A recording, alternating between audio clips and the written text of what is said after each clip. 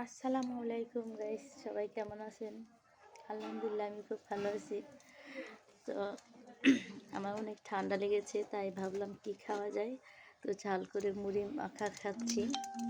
এই যে, কে কে খাবেন চলে আসেন। তো রাত্রে হয়তো আর ভাত লাগবে না। মুড়িটা অনেক সফট বানিয়েছি, মানে এভাবে ভাতের মতো লম্কা করে খাওয়া যাচ্ছে।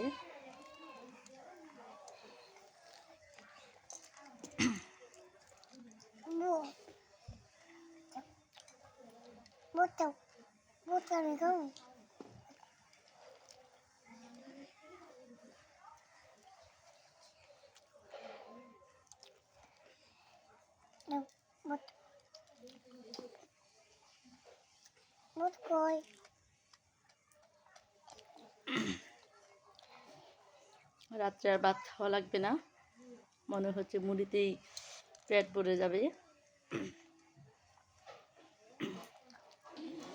তো আমার মতো কাদের এরকম ঠান্ডা লেগেছে, ঝাল করে এরকম মুড়ি মাখা খান, অবশ্যই কিন্তু ভালো লাগবে। আর ভিডিওটা ভালো লাগলে অবশ্যই লাইক কমেন্ট শেয়ার করে দিবেন। তো সবাই ভালো থাকবেন, সুস্থ থাকবেন। আল্লাহ হাফেজ।